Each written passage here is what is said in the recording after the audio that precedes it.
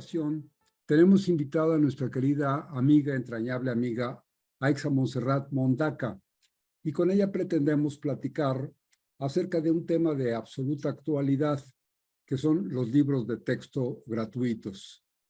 Estamos esperando que en unos minutitos más se conecte con nosotros nuestra amiga Monse, porque ella anda en camino, en tránsito, nos dice que ya está aquí con nosotros. Monse, querida, qué gusto que ya llegaste por fin con nosotros. Estábamos pensando en que el tráfico te había detenido un poquito, que ibas a llegar un poquito tarde a nuestra reunión, pero qué bueno que ya estás aquí. Un minutito tarde, Rafa, pero ya andamos aquí. Me da mucho gusto. Estaba platicando con nuestros amigos que nos acompañan por las redes sociales de Facebook y YouTube, que estamos tratando de hacer una charla contigo acerca de un tema de absoluta actualidad. En este momento, en estos días, se iniciaron las clases en las escuelas del país y pues se distribuyeron los libros de texto gratuitos. Pero hace un par de semanas, uno de los gritones de la televisión, digamos que arrancó, dio el banderazo de salida a una terrible guerra en contra del gobierno de la República. Inclusive tuvo el atrevimiento de hablar de los libros de texto gratuitos y acusarlos de una barbaridad, de que incluían un virus del comunismo. Y bueno, pues con ese banderazo de salida exacerbó los ánimos y pues toda la prensa que está en contra del sistema de gobierno de la Cuarta Transformación que encabeza el presidente Andrés Manuel López Obrador, pues dieron marcha adelante a una terrible agresión en contra de los libros de texto gratuitos. Y entre las acusaciones, pues es de que están mal hechos, de que tienen muchas fallas en su redacción, en su elaboración, que aparte de los errores tipográficos, errores, llamémosle, de forma de edición, pues que el contenido, indoctrinadores y comunistas y degeneradores de la vida social, de la vida pública de los niños. Entonces han tenido una serie de acusaciones. Entonces, queridos amigos internautas, amiga Monse, la idea es platicar con ustedes acerca de esto. Vieron ustedes, inclusive fuimos testigos de un hecho bochornosísimo, enojoso y triste, en algún estado de la República se llegó al extremo de amontonar, hacer una pila de libros de texto gratuitos y les prendieron fuego, que es algo que para el año 2023 yo pensaría que jamás iba a ocurrir una escena de esas, pero hemos sido testigos de que ocurrió. Y obviamente, pues es producto de toda esta campaña que se ha hecho en contra de los libros de texto. Entonces yo te pregunto, mi querida Monse, tú que tienes pues un acercamiento, que tienes algún acercamiento o tienes una forma de conocer más a fondo la elaboración, la distribución, todo el contenido de los libros de texto gratuitos. ¿Consideras, en tu opinión, y también les comparto la pregunta, queridos amigos internautas, ¿ustedes consideran que los libros realmente merecen ser arrojados a la hoguera? Querido Rafa, yo creo que ningún libro, por ningún motivo, merece ser arrojado a la hoguera. Creo que ningún niño en nuestro país debe estar impedido de tener acceso a un libro, al que sea. Y cuando digo al que sea, me refiero a libros como la Biblia, que si se leen desde un carácter de contexto histórico, de condiciones, entender y situar en el momento en el que se escribió un libro como la Biblia, pero también libros de cultura general, de novelas, de poesía, hasta el libro más que lo podemos ver desde cierta perspectiva intelectual. Ningún libro, bajo ninguna circunstancia, debe ser arrojado a la hoguera y ningún niño debe estar impedido de tener acceso a estos libros. Mucho menos si son libros que ayudan a su educación y a su formación y al desarrollo del pensamiento y de la inteligencia. De ninguna manera. Es una atrocidad lo que hicieron en Chiapas quemando libros, pero también es una atrocidad lo que hicieron los gobiernos de Chihuahua y de Coahuila para ampararse, para evitar que los niños de la sierra, los niños indígenas de este país, de estos estados, tengan acceso a los libros de texto gratuitos, porque esto nunca antes había ocurrido, solamente es una decisión de la oposición tan reacia y tan dura al gobierno de Andrés Manuel, que no permite que los niños tengan la posibilidad de tomar entre sus manos un elemento tan valioso como es un libro, el que sea, en las condiciones que sea. Eso es Pero yo... una generalidad muy interesante, Monse. Mira, normalmente hablamos, cuando hablamos del ser humano, cuando hablamos de la producción humana y demás, hacemos una diferenciación de lo que es el cuerpo y de lo que es el espíritu, es decir, la materia y el espíritu. Entonces, a mí me gustaría, si me permites platicar contigo en este sentido, hablar de los libros en la parte material. Lo que es el papel, las letras, la tinta, lo que es la edición del objeto llamado libro. Y en segundo término, pues diríamos de su esencia, del contenido. En cuanto a la producción del libro, la parte editorial, pues nosotros estamos acostumbrados a leer infinidad de tipos de ediciones de libros, de revistas, y pues la verdad es que no todas son perfectas en el sentido de amplio de la palabra, de decir, no tienen errores, no hay fallas tipográficas, no hay fallas de imprenta, el papel es excelente. Estamos hablando de una obra, Monse, que tengo entendido anda de más de 20,000 páginas, alrededor de 20,000 páginas forman el libro, si podemos darle un solo nombre. El libro de texto gratuito es una obra que consta de 20,000 páginas o más.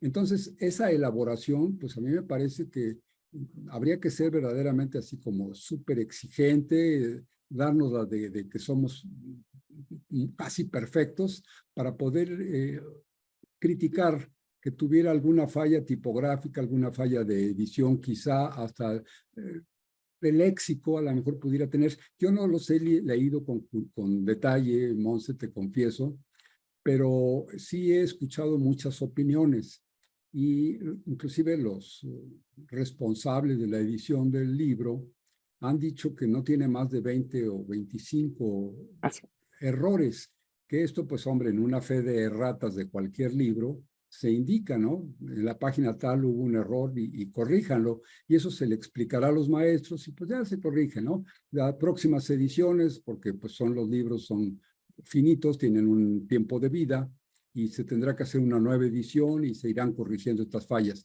Pero esa es la parte material. A lo mejor la tinta se corrió, a lo mejor el color no salió todo lo precioso que hubiéramos querido que saliera, en fin, lo que ocurre cuando estamos tras de la edición de un libro.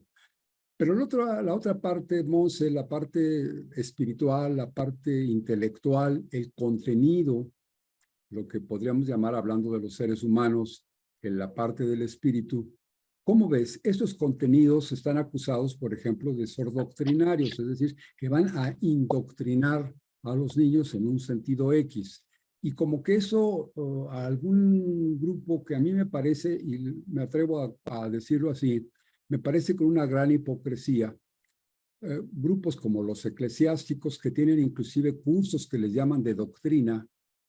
Cuando un niño va a hacer su primera comunión, lo mandan durante una temporada, varias semanas antes de la ceremonia, a tomar las clases de doctrina. Entonces, esto pues evidentemente es a una clase de doctrina vas a que te adoctrinen. Y luego ya si vamos las organizaciones eclesiásticas, como las órdenes religiosas que tienen escuelas, que tienen universidades, pues constantemente están dando mensajes que podríamos absolutamente asegurar que son doctrinarios, están adoctrinando a las personas. Entonces, estos grupos religiosos, las asociaciones de padres de familia que dependen de ellos, acusan a los libros de querer adoctrinarlos en un sentido comunista. Tú que conoces más a fondo estos libros, que has estado más en contacto con las personas que los elaboraron, ¿qué opinarías en ese sentido? De ninguna manera no hay una doctrina ideológica en ningún sentido. Sí hay una visión mucho más humanista donde se está intentando que los niños las niñas, los niños, tengan una formación no solo académica, sino también social y ética, donde se interesen por su comunidad, donde desde las escuelas también se le enseña a los niños a ser solidarios con el medio ambiente, de ser solidarios con la persona que tienes a un lado, a ser buenos y amables con los animales. Esto sí se está enseñando en los nuevos libros de texto.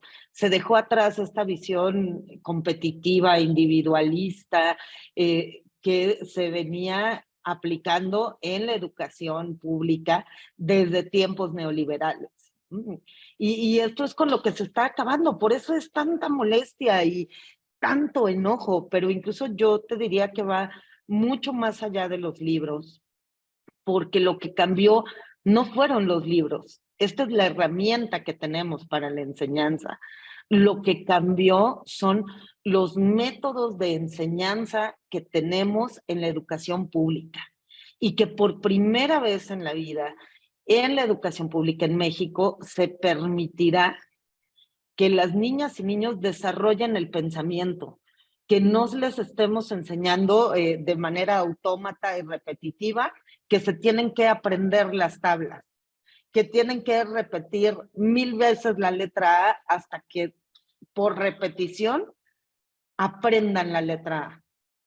Ahora la posibilidad que se tiene en la educación pública es de tener el desarrollo del pensamiento y a partir de ese desarrollo del pensamiento que el niño pueda ir enfocando su formación académica con un sentido mucho más humanista, pensando en el otro, en el medio ambiente. Eso es lo que cambió, Rafa. Entonces, no hay un pensamiento comunista, a los niños no se les está adoctrinando. Estas cosas que de pronto sacó este gritón de el virus del comunismo, de ninguna manera, ni ellos mismos han podido mostrar una sola página de uno de los libros de texto gratuitos que tenga elementos comunistas, ni una sola, porque algunas páginas con mensajes mucho más ideológicos van dirigidos a los docentes, donde los docentes tienen plena libertad de, pues no de cátedra, porque no son catedráticos, pero sí tienen plena libertad profesional de guiar a los estudiantes, a las niñas, niños desde el kinder, la primaria y la secundaria, en la enseñanza de estos saberes básicos y mínimos que se deben entregar en la educación y que se les da la posibilidad al docente, al maestro, a la profesora, de desde sus conocimientos ir complementando esta información. Claro. Y Ahora, perdón. la otra maravilla que tiene la nueva escuela mexicana y que por supuesto se ve reflejada en los libros de texto es algo que llaman estructuralmente el codiseño, que el codiseño es que te da los planes y programas de estudio, te dan un marco general para la enseñanza, pero le permite a los docentes, a los directores y también a los padres de familia enfocar los conocimientos respecto de las condiciones de la comunidad, de la escuela, del municipio donde se está enseñando. Porque obviamente no se requieren los mismos conocimientos, me insisto, hay un piso básico, requieren los mismos en Chihuahua que en Chiapas. Y no se requieren los mismos conocimientos en la costa que en la sierra. Y los conocimientos deben ser enfocados a la comunidad, a las condiciones reales de vida que se tienen en cada lugar del país. Y esa es otra de las maravillas de la nueva escuela mexicana, el codiseño que permite a directores, docentes y padres de familia enfocar la enseñanza a las necesidades reales que tiene esa comunidad escolar. Claro. Ahora, hay un detalle que a mí me llama mucho la atención, que me gustaría mucho comentar con los amigos internautas y contigo, desde luego, Monse. Probablemente no entendamos algunos de nosotros los que estamos alejados de los sistemas escolares, que no somos profesores, que no somos directamente encargados del trato con los niños. Quizá nos cueste un poco de trabajo entender eso que nos estás explicando. Es decir, ¿cómo es posible que digan que el libro tiene, por ejemplo, la materia de aritmética, si no veo las tablas de multiplicar o no veo las sumas y las restas a la forma tradicional que se hacía el dibujito con los números y 14 más 22 más 3 y había que organizar la operación? Si no está en esa forma tradicional, entonces nos cuesta un poco de trabajo entenderlo. Pero, por ejemplo, estos periodistas o pseudo periodistas, los locutores gritones de la televisión, como los de Televisión Azteca, no los puedo acusar, y realmente lo digo con pleno conocimiento de causa, no los puedo acusar de ignorantes. Entonces, si no hacen esas afirmaciones por ignorancia, me parece que es por absoluta perversidad, porque se atreven a afirmar una cosa tan dramática como para asustar a los padres de familia. Y me recuerdo mucho lo que ocurrió durante la pandemia de COVID, que también se decía que las vacunas iban a inocular comunismo y que iban a traer el virus del comunismo de Cuba y de Moscú, en fin, digamos que el mismo trayecto de pensamiento, y no lo hacen por ignorancia. A lo mejor yo me atrevería a decir una cosa de esas porque no tengo la cultura suficiente, pero todos ellos que están con equipos muy grandes de editores y de correctores de estilo y de consejeros y todo esto, pues no podemos decir que lo hacen por error, sino que absolutamente por perversidad. Y ahora que han ido pasando los días, nos hemos ido enterando de que pues, se les tocó intereses económicos y demás. Pero digamos que esa sería la parte, el interior de la lucha, de la guerra esta sucia contra los libros de texto. Pero ahora en el otro sentido, tengo amigos, Monse y amigos internautas, tengo amigos muy cercanos a quienes aprecio y admiro mucho, porque son intelectuales, inclusive algunos de ellos historiadores y gente de una gran capacidad de pensamiento. Y te voy a comentar, a lo mejor me estoy atreviendo demasiado, pero se enganchan en los mismos argumentos y entonces opinan, por ejemplo, que los padres deben tener la libertad de elegir los libros que van a leer sus hijos. Y esto sonaría así de momento, suena muy interesante, como que muy atractivo. Si yo soy padre, yo tendré el derecho de decir qué libros van a estudiar mis hijos. Pero si estamos viendo que el nivel cultural, el nivel intelectual, la situación actual de la educación y de la cultura en México no es todo lo recomendable que quisiéramos, ¿con qué criterios, con qué parámetros puedo yo escoger los libros en los que van a estudiar mis hijos? No tengo tiempo para estarlos dirigiendo. Y finalmente, el profesional de la educación es el profesor o el maestro de la escuela. Entonces, yo que me dedico pues al comercio o a un oficio, a lo mejor soy también intelectual en otro sentido, ingeniería, arquitectura, medicina. Podemos estar preparados en ese sentido, pero ¿cómo elaborar una selección mentalmente de decir, este libro sí es útil para mi hijo y este libro no es útil? Por ejemplo, en el ramo de la medicina, Monse, se lucha mucho porque no haya la automedicación. Es decir, se lucha mucho porque no tomemos nosotros nuestras decisiones y digamos en la farmacia, oye, dame una inyección de no sé qué y me la voy a poner para curarme esta medicina, esta enfermedad. Se dice, recurre a los profesionales y que los profesionales digan en qué dosis, qué producto, en qué condiciones sí, en qué condiciones no. Entonces, ¿cómo es posible que para la educación personas con muy buena capacidad cultural nos recomienden dejar en manos de los padres de familia la decisión de qué libros? Recuerdo, pues esto es un negocio, es absolutamente mercado. Las editoriales que hacen libros de texto para niños, pues hacen lo que los consideran ellos más comercial. Entonces van a meter las historias, los dibujos, los personajes que a ellos les parece más conveniente para vender, pero no necesariamente están pensando en la formación moral, intelectual, social de un niño que en unos pocos años va a ser un ciudadano y que va a ser el responsable de nuestro país. Entonces, Quisiera preguntarte esto que te estoy planteando, Monse, pero si me permites saludar un poquito a nuestros amigos que han entrado al internet, que nos están visitando por Facebook. Mira, nos dice, buenas noches, triple abrazo fraternal, un amigo que se llama Jair, que está allá por el sur del país, el sureste del país, solamente que su nombre lo pone así como en un idioma de, no sé si coreano o algo, pero en fin, les damos un abrazo con mucho cariño, qué bueno que estás con nosotros y me gustaría mucho que tomaras parte en nuestra discusión. También está Artemis Sancler. Saludos, muy buenas noches. Artemis, te mandamos un saludo con afecto y con respeto. Adolfo Galindo, saludos, excelente noche. También te deseamos lo mismo para ti. Lorena Gómez Valdés, buenas noches, queridos hermanos. Lorena, qué bueno que nos acompañas nuevamente. Te damos un abrazo. Adolfo Galindo está en la Costa Chica de Oaxaca. Pues allá estás en un clima encantador, un paisaje encantador, Adolfo, y además tú te dedicas al arte, a la pintura, eso, entonces creo que el tema que estamos tratando hoy debe ser de tu interés. Está también con nosotros Ruth Marinero. Ruth, pues te mandamos un saludo con mucho cariño. Ya sabes que ustedes, toda la familia, están aquí en nuestro corazón y aparte les admiro mucho por su talento y su cultura. Artemis dice, nunca por ningún motivo coincido con Monse, con Aixa.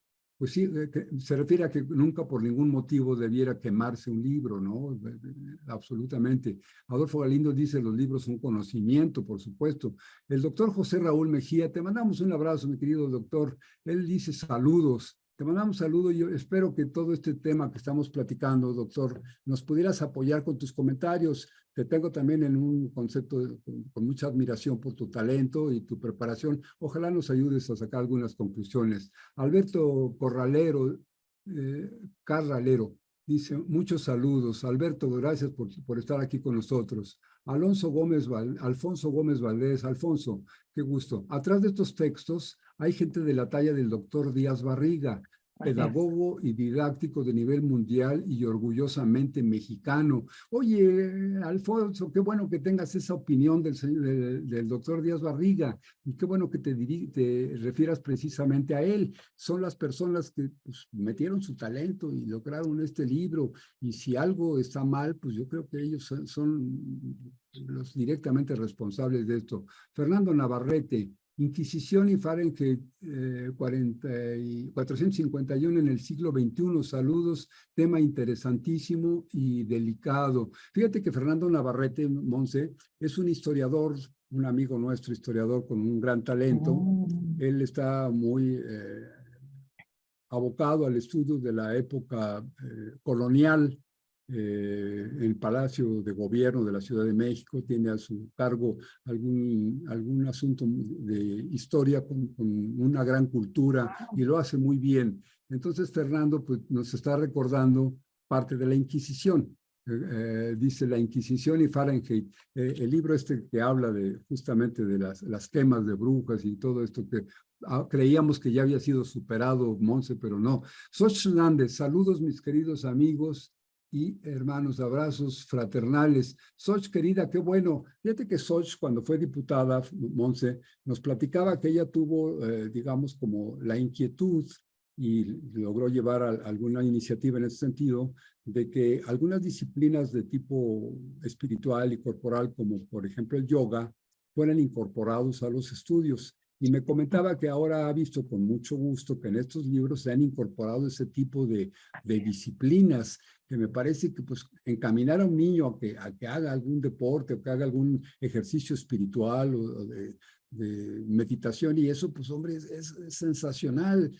Todas las mamás están interesadísimas en aprender yoga, pues cómo no vamos a celebrar que a los niños se les introduzca por lo menos en ese mundo.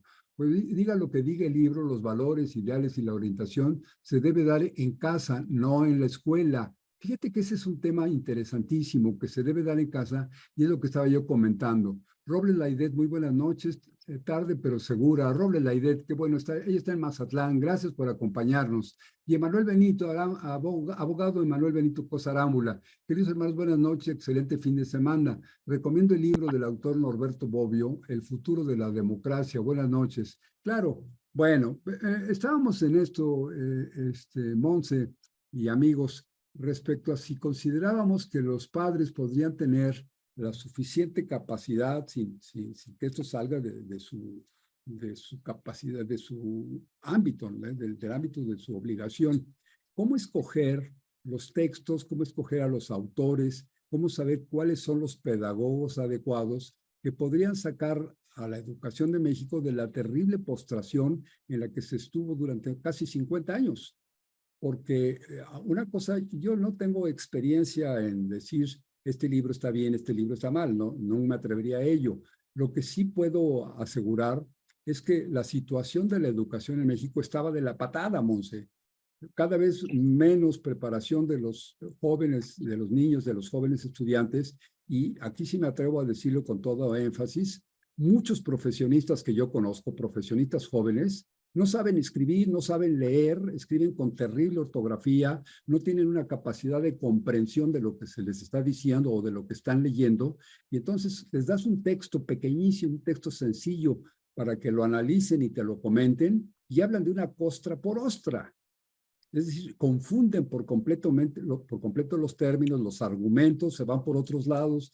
Y yo les decía, oye, pues si estamos analizando el discurso de una persona, lo importante no es su peinado ni su ropa, lo importante es el argumento central del discurso.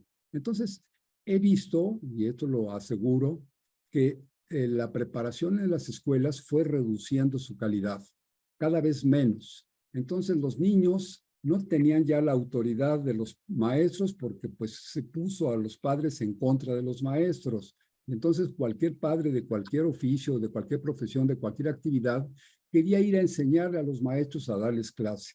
Y por otro lado los maestros dicen pues que los padres eduquen, pero decía ahorita nuestro amigo Jair que la educación debe ser en la familia.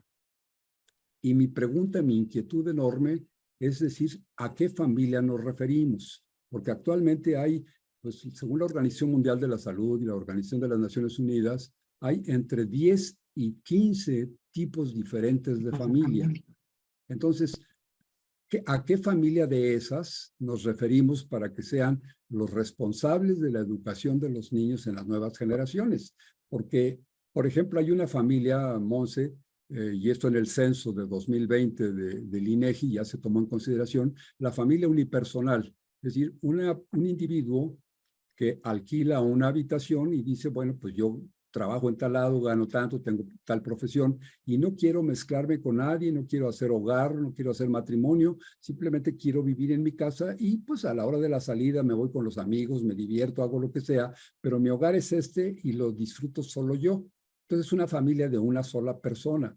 Quizá tiene un par de perros y 2 gatos. Entonces también es una familia que le llaman ahora interespecie. Es decir, son seres humanos, puede ser una pareja del mismo género o de diferente género, hombre y mujer o 2 mujeres, 2 hombres, que deciden solamente tener entre ellos pues un perro. Entonces es una familia interespecie. Además, pues de 2 varones o 2 damas o uno y uno, pero son nuevos modelos de familia. Entonces, me decía nuestro amigo del que te hablaba yo hace un momentito, decía que a todas esas familias se les debe tomar en consideración para decidir cómo va a ser la educación de los niños. Y pues a mí me parece que algo así, pues tan multiforme, pues acaba por ser informe. Es decir, acaba por no poderse decir quién va a ser el responsable y cuál va a ser la estructura de pensamiento que vamos a inculcar en los niños del futuro. Entonces, todo esto, Monse, lo digo como preámbulo porque a mí me parece que la educación que se venía dando con los libros anteriores, pues ya había llegado a un punto, digamos, un punto muerto en el que los niños ya no avanzaban. Las nuevas tecnologías, los teléfonos celulares, la televisión, las redes sociales, materialmente le ganaron el campo a los libros. Entonces, ¿cómo rescatar a los niños? ¿Cómo hacer algo? En mi opinión, había que hacer un cambio. Y esto que nos está proponiendo la Secretaría de Educación, evidentemente es un cambio. Probablemente habrá que dar un poquito de tiempo y ver si hay que hacer alguna pequeña corrección o una gran corrección o algo. Pero yo estoy inclinado, Monse, a dar la gran oportunidad de que los docentes hagan su trabajo y que veamos por lo menos una generación, 6 años o 12 años, que veamos los resultados dándoles toda nuestra confianza. En ese sentido, ¿cómo verías, Monse, darle la responsabilidad a los padres de que seleccionen qué libros deben leer sus hijos? Mira, Rafa, primero quisiera retomar un poco, porque además es parte de los contenidos que desde la reacción, desde la derecha más conservadora, ha atacado de los contenidos de los libros. Y yo te quiero contar que yo vengo de una familia, mi familia es una de estas familias que le llaman diversa, compuesta, no tradicional. Cuando nos referimos a la familia tradicional es papá, mamá, hijitos. Y esa es la familia tradicional. En mi familia no es así. Mi familia, cuando aún vivía, era mi abuela, mi mamá, mi tío, mis hermanas y hermano, y con una figura paterna, en realidad biológicamente, que no comparte nada con nosotros. Y esa era mi familia, y es uno de los muchísimos tipos de familia. Como decías, hay familias unipersonales, familias interespecie, familia donde es el tío con los sobrinos, los abuelos con los nietos, el papá con la abuela y los 3 hijitos. La diversidad de familias es muy grande. Y negar que ese tipo de familias existimos, es negarle el reconocimiento a las familias de los niños y que todos aquellos niños que no tienen la familia tradicional de papá, mamá, hijitos se sientan excluidos y que no pertenecen a este esquema social que es el tradicional, el reconocido, el aceptado. Y yo incluso le preguntaría a tu audiencia, por ahí coméntenos, ¿qué tipo de familia tienen ustedes? ¿Cómo es su familia? ¿Cómo está conformada? A lo mejor es una familia de una pareja de 2 mujeres con los abuelos, con los niños de ambas. Entonces, la diversidad efectivamente es muy grande. Esto se retrata en un ejercicio, en uno de los libros de texto, donde dice, describe a tu familia. Cuéntanos cuántos integrantes son, cómo son. Incluso hay muchas familias en México que son familias interraciales.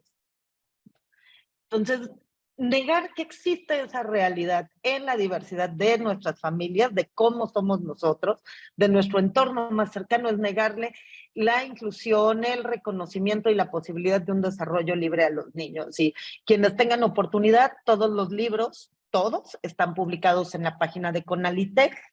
Revísenlo, busquen esta imagen de el ejercicio de la descripción de las familias y la diversidad que retrata en ellos.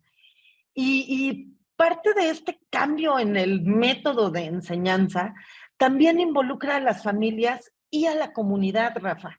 Y es una maravilla que ahora este nuevo método de enseñanza en la educación pública obligue, no solo permita, obligue a que los padres, madres, tutores, hermanos, tíos, primos y a la comunidad en conjunto se involucren en la educación de los más pequeños.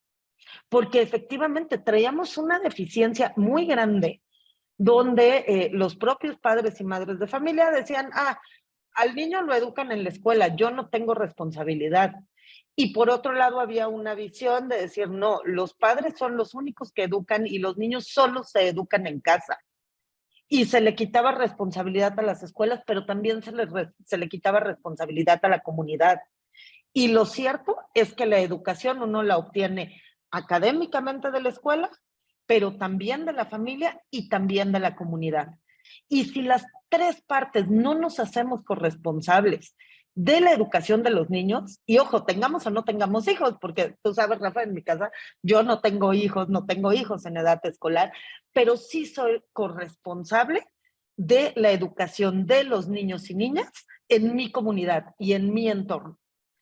Y eso es una maravilla de estos nuevos libros de texto gratuitos, porque incluso vienen así divididos por proyectos de aula y escolares, proyectos familiares y proyectos comunitarios, donde a los adultos nos hacen corresponsables de la educación en conjunto con la escuela, pero también a los niños se les, desde muy pequeños, se les permite ver que el actuar individual tiene afectación en la escuela, en su familia y en su comunidad. Y eso es una extraordinaria, de los cambios más profundos que tiene el método de enseñanza en nuestro país y que es de celebrarse completamente. Ahora sí, Y bueno, sí, sí, te oigo, te bueno, escucho. quería retomar ahí el comentario de uno de nuestros, iba a decir Internautas. radio escucha, no, perdón, internautas, de la audiencia, para no decir una barbaridad, de la audiencia, que retomaba la participación del doctor Díaz Barriga en la elaboración de los libros. Y por supuesto, es un hombre extraordinario con un reconocimiento internacional y que su participación fue esencial en la creación de los nuevos libros, pero no fue el único. Estos libros no se crearon, no se estructuraron, no se escribieron, no se ilustraron en la oficina de algún funcionario de la SEP o de alguna editorial a la que se le pagaba y que por eso ahora tan molestos. No, estos libros fueron creados por maestras y maestros frente a grupo que tienen experiencia docente, que tienen conocimientos de la enseñanza en nuestro país y que ellos presentaron sus proyectos, fueron calificados y estos proyectos que generaron los profesores son los que están plasmados en los libros de texto. Insisto, no fue un funcionario con ideas ahí medio raras el que diseñó, escribió e ilustró los libros. Ahí se dio conducción para su creación. Pero estos libros son producto del esfuerzo de la comunidad académica que se plasmó en los nuevos libros de texto. Y, por supuesto, el acompañamiento, seguimiento y asesoría del doctor Díaz Barriga fue esencial para la creación de los libros. Claro, y eso, bueno, estamos hablando de expertos. Y tocaste el punto que me interesa mucho. Vamos a suponerme en el caso personal, yo me pongo de ejemplo. Si yo quisiera competir contra el doctor Díaz Barriga y decir, yo voy a decidir qué libros van a estudiar mis hijos y no el criterio del doctor Díaz Barriga.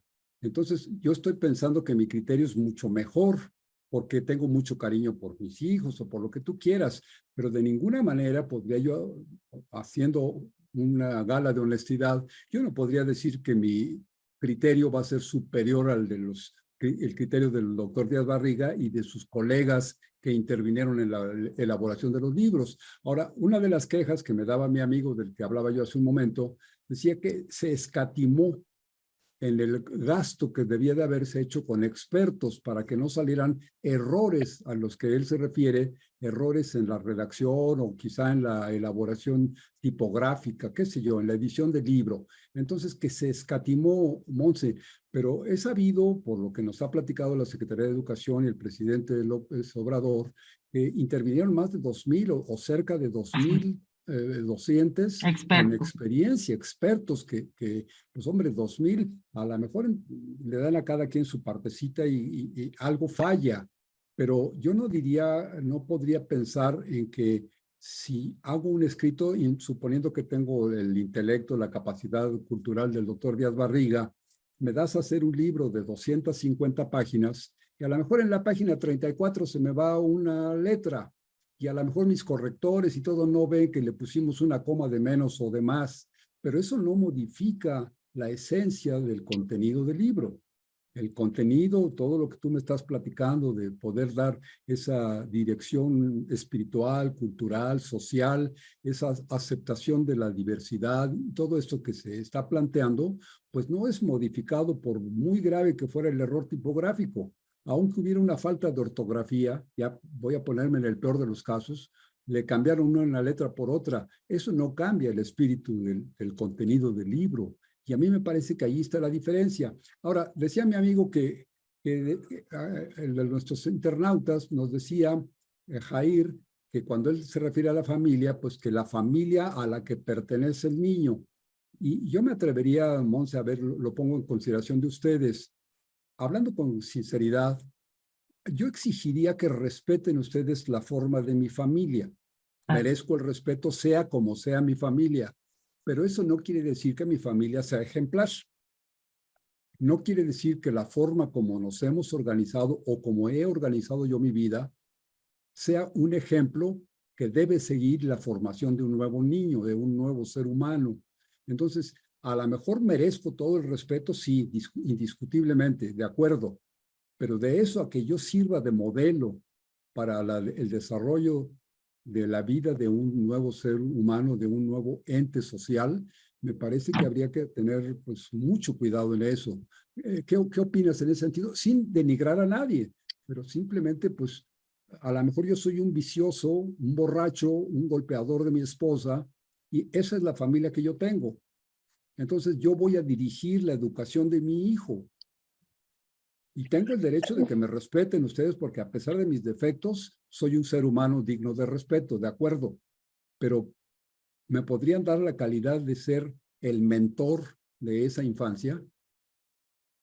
No, bueno, por eso en México tenemos muy establecido a nivel constitucional que el ente rector de la educación en México, pública y privada, es el Estado mexicano. Y es obligación del gobierno determinar las condiciones, la calidad de la educación y los métodos de enseñanza que son aplicados en la escuela pública. Esta educación de carácter más ético, moral, de principios, claro que socialmente recae en la familia y que ha sido maltrecha durante tantos años. Yo a lo mejor tú te acuerdas mejor que yo. ¿En qué año fue que desaparecieron las clases de educación cívica y ética? Pues prácticamente en el sexenio de la Madrid. Digamos que en ese Así momento es. comenzó la debacle en este sentido, ¿no? Y estos argumentos que ahorita que hablas un poquito yéndonos a la historia, Monse, los argumentos que están manejando los enemigos de los libros de texto gratuitos no difieren de los que aparecieron en 1917, es decir, hace 106 años. Exactamente los mismos criterios, es decir, el gobierno se quiere apropiar de nuestros hijos y los únicos dueños de los hijos somos nosotros los padres. Entonces el gobierno es ser el fantasma del gobierno. El gobierno se quiere robar a los niños para hacerlos comunistas. Y ese fue el problema que tuvo Plutarco Elías Calles en aquella época, y posteriormente Lázaro Cárdenas, y finalmente Adolfo López Mateos, cuando sacó el primer libro de texto gratuito, ¿no? Y los mismos argumentos. Está el gobierno queriendo apropiarse de la mentalidad de los niños y van a hacer una nueva generación de robots comunistas. Y es el mismo argumento, pero hemos visto, Monse, y es una realidad socioeconómica, que cada vez los padres y las madres tienen mayores necesidades económicas, más tiempo que dedicarle al trabajo productivo económicamente. Entonces, hay mucho menos tiempo para dedicarle a los niños. Ahora, como paliativo, Monse, alguna ley federal de trabajo ha incluido cosas como que las madres de familia deben gozar de un tiempo para la lactancia y deben tener un lugar de guardería para los niños, y ahora a los padres también se les da un tiempo para el puerperio y cosas por el estilo, que a mí me parece que han sido parches tratando de taparle el ojo al macho y de decir, con esto estamos cuidando mucho que los padres y las madres sigan siendo responsables de la educación de sus hijos, pero materialmente no es posible. Un padre que sale de su casa a las 6, 7 de la mañana y que regresa a las 8, 9, 10 de la noche, ¿cómo se puede responsabilizar del niño? Y la madre también tiene la necesidad de incorporarse al trabajo económicamente productivo y tiene horarios similares. Una profesionista o una persona de funcionario público, alguien que tiene un trabajo, una responsabilidad, hombre y mujer tienen ese tipo de horarios. Entonces está el niño, pues digamos, bajo el cuidado de la abuela o de los primos, de los tíos, y entonces la familia se va diluyendo, el concepto que tenemos de que es la familia la responsable. Vuelvo, no sé, en este sentido, vuelvo a decir, yo creo que tenemos que confiar en los profesionales que hicieron los libros y decir, estamos convencidos de que las cosas se están haciendo bien. Y por el otro lado, pues el presidente López Obrador, porque me decía alguien también, otro de los argumentos que daban en contra de mis opiniones favorables a los libros, es que decían, los que son afines al sistema político defienden a ultranza el libro. Y los que han criticado al gobierno, pues también critican a los libros. Y no debe politizarse. Pero estos argumentos, en mi opinión, Monse, pues son argumentos totalmente desechados, porque justamente la lucha contra los libros no es una lucha técnica, es una lucha política. Es decir, es dañar la imagen de un presidente que hasta ahorita, 5 años después de que tomó posesión del puesto, nos ha demostrado que no nos engaña. Todos sus proyectos han llegado a buen fin, todos los proyectos han sido positivos, la situación del país se demuestra que en los puntos neurálgicos ha mejorado, los capitalistas siguen ganando dinero, los trabajadores han dejado, un gran porcentaje han dejado el nivel de pobreza o de pobreza extrema, hay apoyos, hay educación, hay medicina, hay mayor seguridad. Entonces, si vemos que el conjunto va bien, pues ¿por qué negarlo de una manera que me parece mezquina, negar las posibilidades de que la Secretaría de Educación esté haciendo bien? Y habíamos hablado durante muchas generaciones de niños de que los contenidos de los libros estaban verdaderamente desastrosos. Entonces, ahora que se propone un contenido novedoso, humanista, socialmente responsable, responsable hasta con el medio ambiente, pues ¿por qué se desata esta terrible campaña que está convenciendo a muchas personas, personas de un nivel intelectual aceptable? ¿Cómo los convencen, Monse? ¿Qué es lo que pasa con la sociedad? ¿Sería estos libros de texto serían la semilla para que cuando estos niños sean adultos no se dejen manipular tanto como nos estamos dejando manipular los adultos de esta época? Discúlpame, Rafa, creo que se había cortado por ahí un poquito el video. No, por supuesto. Y mira, yo quisiera llevarte la discusión por otro lado y no, incluso no tuve oportunidad de platicarlo y corro el riesgo de decir una barbaridad en términos políticos, pedagógicos y de diverso tipo. Pero algo que no se está Pues qué caray, discutiendo, nos arriesgamos, Monse, qué caray. total, nomás es entre tú y yo. Sí, sí.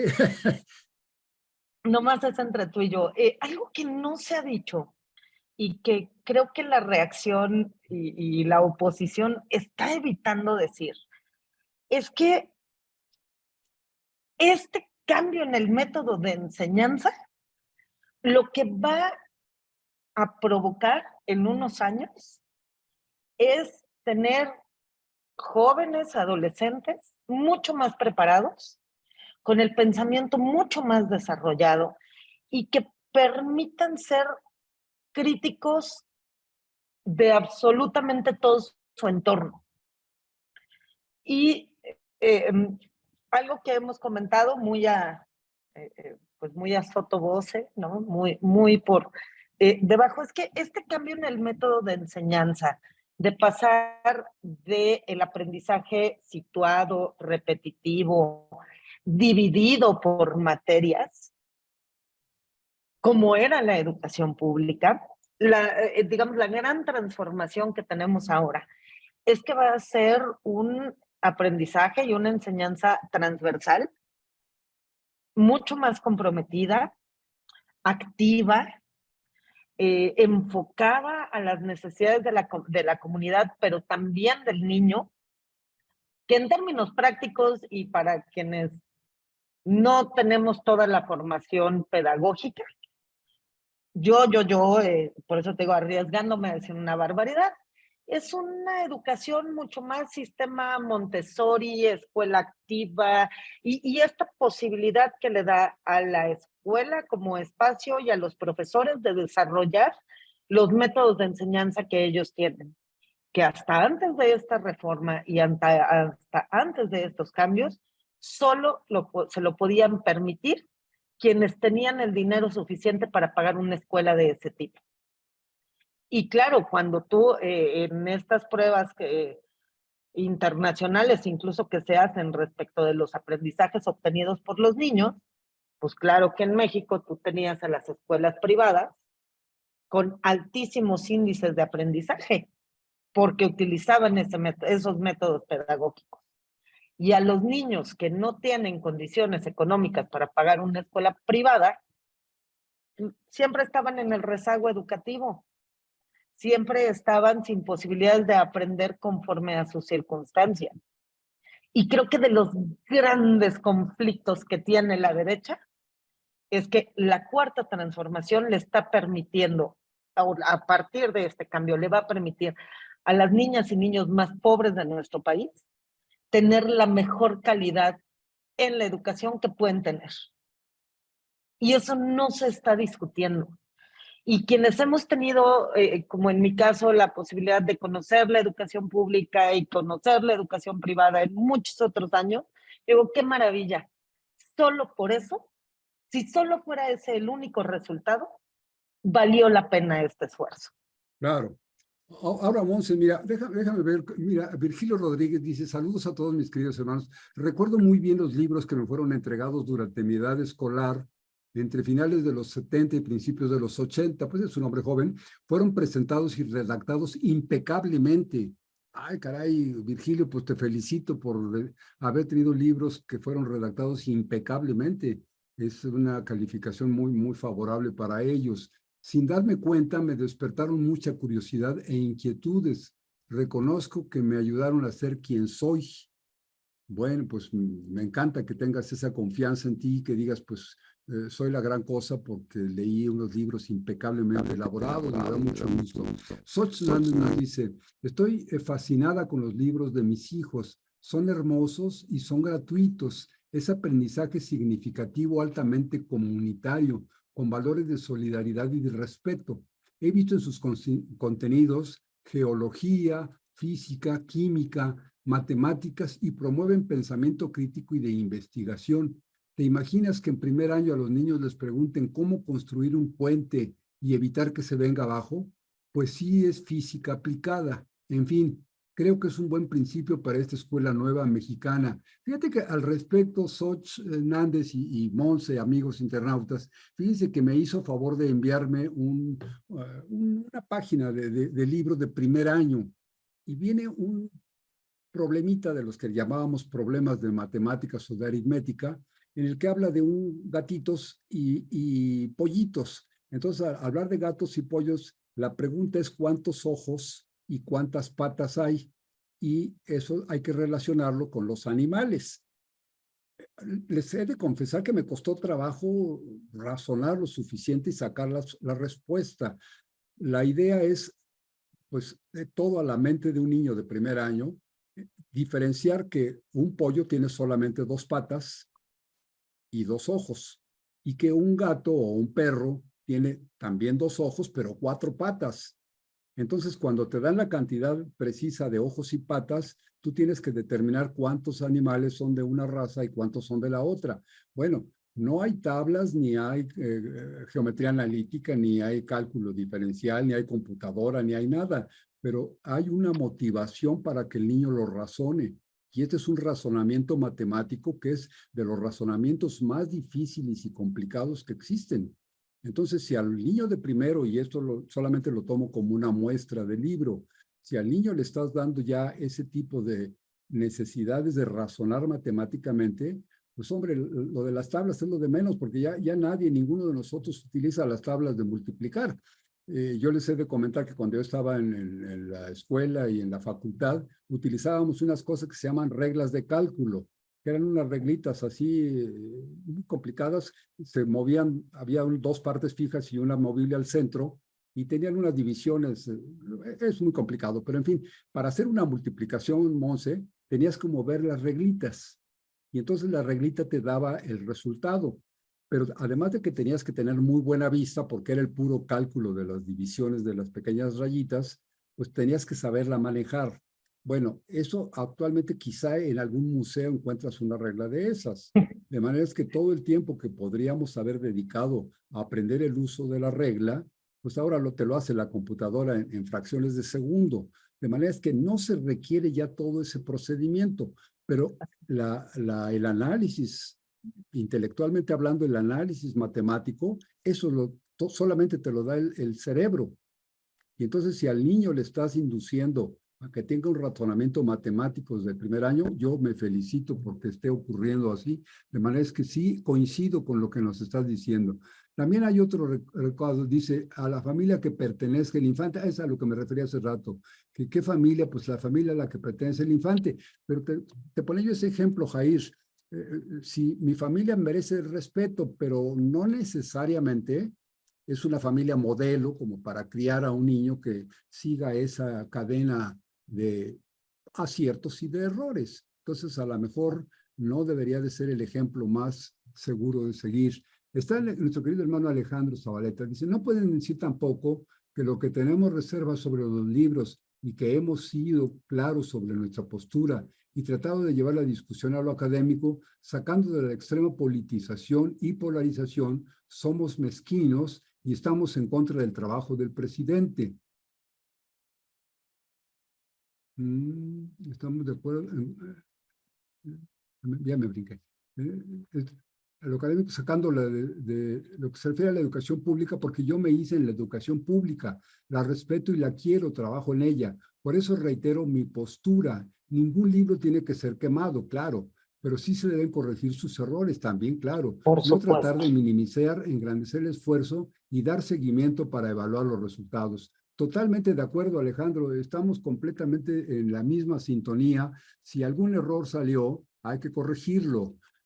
Si consideramos que el libro debe ser quemado, pues de ninguna manera. Eso sería un atentado contra cualquier desarrollo Claro. cultural y demás, de ninguna manera.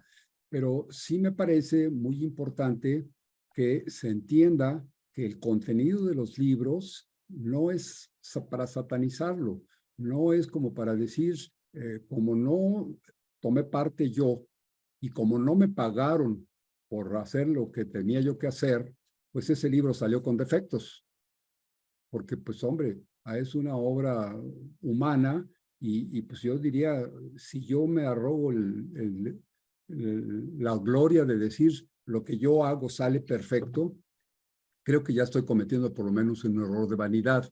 Pero hablábamos de los contenidos, Alejandro, amigos internautas, Monse. Entonces, quisiera yo más o menos ir redondeando el concepto. Yo creo que estos contenidos son novedosos, creo que son producto de un equipo muy grande de intelectuales y profesionales de la educación, de la pedagogía, y creo que van a ayudar a formar nuevas generaciones de mejor manera. Y solamente quisiera yo incidir en esto que comentabas, Monse, de que las familias pudientes que pueden mandar a sus hijos a escuelas particulares tienen acceso a mejores sistemas educativos. Y bueno, probablemente eso sea cierto, pero yo te quisiera comentar que los últimos 5 sexenios han estado presididos y manejados por equipos de personas que han sido preparadas en escuelas privadas de la más alta categoría, universidades extranjeras, de los más prestigiados del mundo. Entonces, tanto el presidente como sus equipos durante 5 o 6 sexenios han sido gentes preparadas en las mejores escuelas del mundo. Y sin embargo, los resultados que su trabajo dieron fueron francamente deplorables. Nuestro país estuvo a punto de pasar a ser una colonia o un protectorado norteamericano. Estábamos realmente en una situación de extrema pobreza, nos estábamos quedando sin recursos naturales, el petróleo enajenado, la electricidad, los medios de comunicación, los ferrocarriles, estábamos en condiciones deplorables y todo eso fue por preparación intelectual y escolar hecha en las escuelas privadas de la más alta calidad y del más alto prestigio.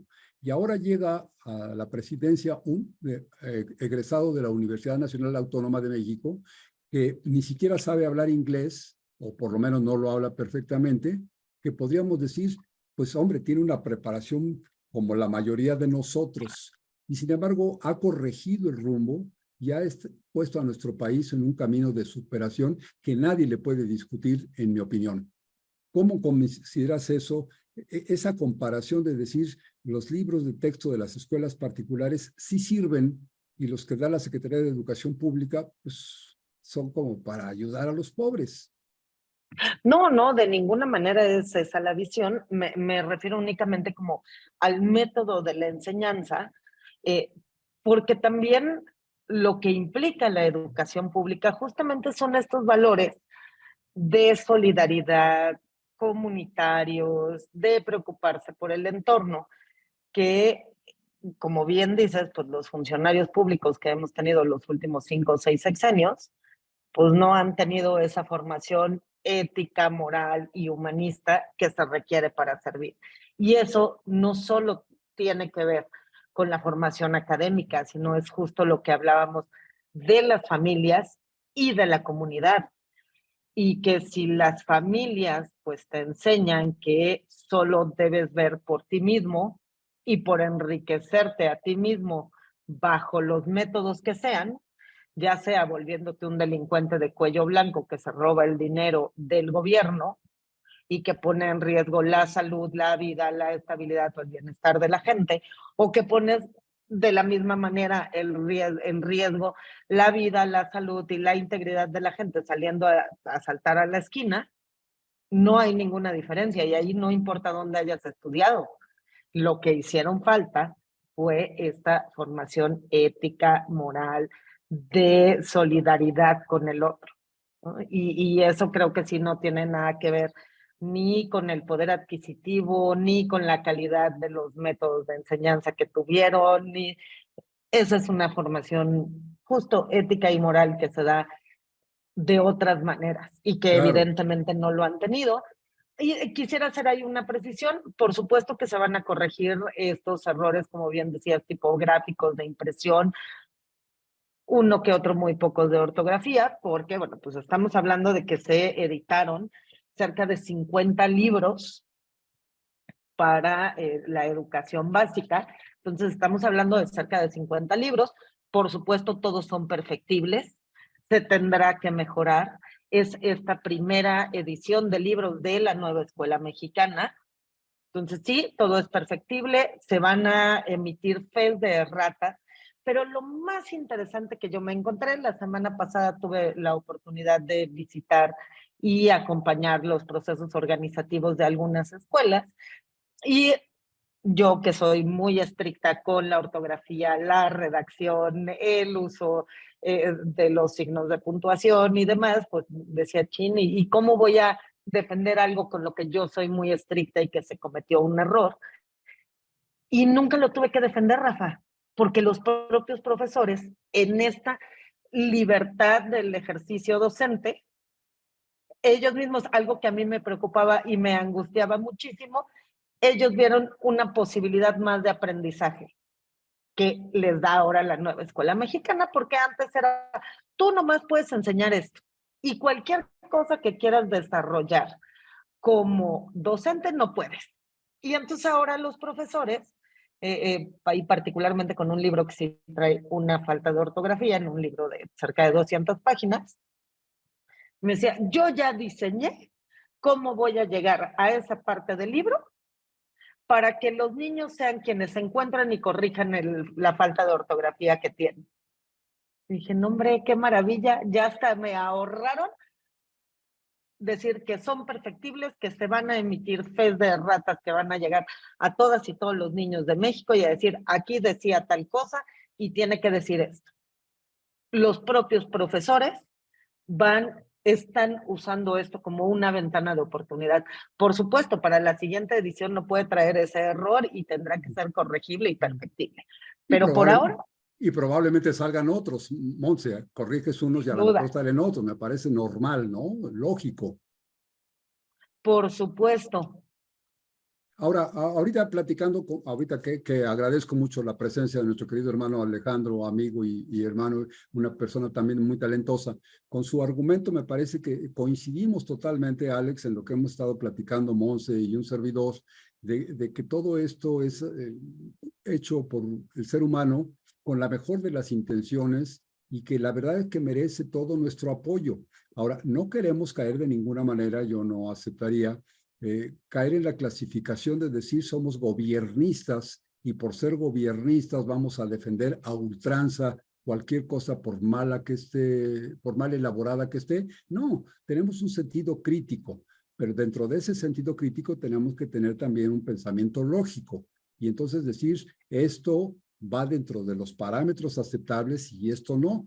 Y el otro, el responsabilizar a la sociedad de la educación. Entonces, así de un plumazo, diríamos, si los padres van a elegir los textos para que sus hijos lleguen hasta la profesión, pues entonces, ¿para qué queremos a las escuelas? ¿Sí? Vamos a considerar que es un producto consumible como los detergentes en la casa y que el ama de casa diga, compro este detergente, compro este libro y que en esto estudien mis hijos y ya, y con eso llegarán quizá a la universidad. Pero si tenemos todo el respeto que debemos tener por las profesiones como la de mi querido amigo Alejandro, pues es una profesión de docente y merecen todo el respeto y decir, pues son ellos los que deben decidir qué tipo de lectura, qué libros, qué procedimiento, qué método. Pero evidentemente el método de Rebsamen y el método de señores que fueron pedagogos extraordinarios, pero hace 100 años, yo creo que ya debe estar superado. Y bueno, con eso se enseñaron las tablas de multiplicar, las hizo Pitágoras. Y si seguimos pensando en que Pitágoras es el único que sabe matemáticas, nos ocurre lo mismo, Monse y amigos internautas, ya vamos a cerrar nuestro programa, pero nos ocurre lo mismo que con la filosofía, Monse. Hay quienes dicen solamente llegan exclusivamente a que Aristóteles y Sócrates y Platón. Y les decía yo en alguna ocasión, bueno, pues esos señores fueron talentosísimos, unos brillantísimos hombres, pero ya tienen algunos meses que dejaron de vivir. Entonces, pues ya el señor Aristóteles y Agustín de Hipona y todo eso, mis respetos por su pensamiento, pero debemos de pensar a partir de ellos, sobre esa base, construir nuevas teorías y nuevas hipótesis y nuevos argumentos. Y creo que la educación es algo similar. Si no estamos abiertos al cambio, pues nos convertimos absolutamente en conservadores, Monse, con todo lo que esto quiere decir. A lo mejor no soy conservador en esto, ni en otro, ni en lo otro, pero si no quiero que las cosas cambien, pues soy conservador. Entonces yo creo que ese es un argumento extraordinario. Monse, querida, estamos llegando al final de nuestro programa. Tenemos normalmente, dedicamos una hora a este programa. Me encanta lo que nos has platicado. Me hubiera gustado haber tenido un poquito una charla contigo, así como preparatoria, para ponernos de acuerdo en algunos detalles, sobre todo para el ritmo de la entrevista. Pero pues se nos queda, te comento y le comento a nuestros amigos que en los programas anteriores, unas 5 o 6 semanas atrás, hicimos una pequeña serie, estoy hablando de entre 5 o 6 programas, sobre el periodismo, sobre todo los medios de comunicación, porque la verdad es que también es otro renglón que a mí me parece, y lo digo con la seguridad de lo que estoy diciendo y me arriesgo a todos los argumentos en contra. El periodismo y la comunicación en México es un asco. Y los comunicadores y los periodistas, salvo excepciones muy honrosas, están asquerosos.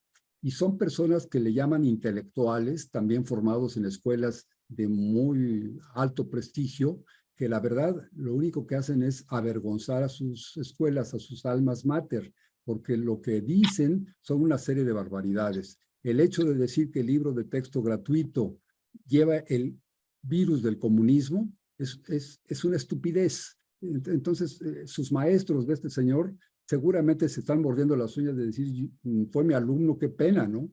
Entonces, y así pasa con muchos otros intelectuales, y yo me atrevo a señalar nombres, no es el momento, pero de personas que son muy vergonzosos su actividad, su presencia, la redacción de sus argumentos, la forma como combaten teorías con argumentos absolutamente falaces y desnables. Entonces yo creo que podríamos hablar por ese lado. Entonces te comentaba, Monse, haciendo una síntesis, estuvimos dedicando una serie de programas, de charlas entretenidas al periodismo y la comunicación. Y ahora con lo del libro de texto gratuito, a mí me gustaría hacer una pequeñísima serie también, 2, 3 programas, en los que pudiéramos abordar un poquito más ampliamente este tema. Entonces, Monse, estás cordialmente invitada. No, desde luego no te quiero forzar en este momento, estamos en público, pero si tenemos tiempo, ojalá que del próximo viernes o en 15 días pudiéramos reunirnos y a ver si contamos con otras personas que también tengan conocimientos, experiencia y buena preparación como la tuya, para que pudiéramos seguir analizando con más detalle las posibilidades de los libros de texto y con un sentido, como nos lo proponen nuestros amigos y internautas, con un sentido crítico, es decir, de ninguna manera somos gobiernistas, no somos López Obradoristas a ultranza, que todo lo que el señor diga lo vamos a respetar, no, tenemos, como él nos pide, con valor y con democracia, dar las opiniones contrarias y establecer discusiones, pero que sean discusiones con argumentos sólidos, Monse, no con prejuicios ni con dogmas, sino con verdadera argumentación que nos pueda, por lo menos, acercar más a una verdad. Entonces, Monse, yo te invito con mucho cariño, ojalá que tengas tiempecito el próximo viernes, nos podríamos reunir y si podemos entre ambos buscar alguna persona que nos acompañe, que nos dé sus opiniones, pues me encantaría. Si te parece demasiado prematuro, pues lo platicamos y lo dejamos para dentro de 15 días o algo por el estilo. Entonces, No, al contrario, Rafa, yo feliz, agradecida contigo, e incluso, si ya me conoces, ¿para qué me invitas, Rafa? Yo invitaría, si ya me conoces, yo invitaría y les propongo, te propongo a ti, claro, si tú estás de acuerdo, que pudiéramos hacer un ejercicio efectivamente para revisar los libros y que la discusión no fuese solo en función de lo que dicen los medios, del virus del comunismo, y que sea sin conocer los contenidos y realmente qué es lo que están viendo nuestros niñas, niños y adolescentes. Si me permites, ahorita en cuanto terminemos, pongo por ahí al final de los comentarios de esta transmisión el link donde pueden consultar todas y todos los libros de texto gratuito que están distribuidos en las escuelas. E invitaría a tu audiencia, que además es una audiencia con un nivel de desarrollo del pensamiento muy grande, a que revisemos esos contenidos y que nos digan, miren, aquí está esta imagen, ¿cómo ven? Y nos metamos a analizar esto que les puede generar ruido a ellos. ¿Cómo ves? Me encanta la idea. Entonces, es un compromiso. Nos vemos el próximo viernes con esto. En el transcurso de la semana preparamos las ligas. Tenemos la colección completa de libros que se editaron en PDF de la Secretaría de Educación y pues que están al alcance de todo mundo para que podamos traer ejemplos y tranquilizar conciencias. Ojalá que a mí me tranquilicen y decir, pues a lo mejor las barbaridades que estoy diciendo no son tantas. Monse, querida, te mando un abrazo con mucho cariño, te agradezco tu presencia. Amigos internautas, gracias por acompañarnos. El próximo viernes a las 21 horas, aquí por Charlas Entretenidas en Facebook. Un poquito después suben la misma charla que hemos tenido hoy, la entrevista completa, sube a nuestra página de Charlas Entretenidas en YouTube y aquí nos podemos ver. Te mando un abrazo con toda mi gratitud y mi cariño de siempre, Monse. Que la pases muy bien. Muchas gracias. Bonita Muchas semana. gracias.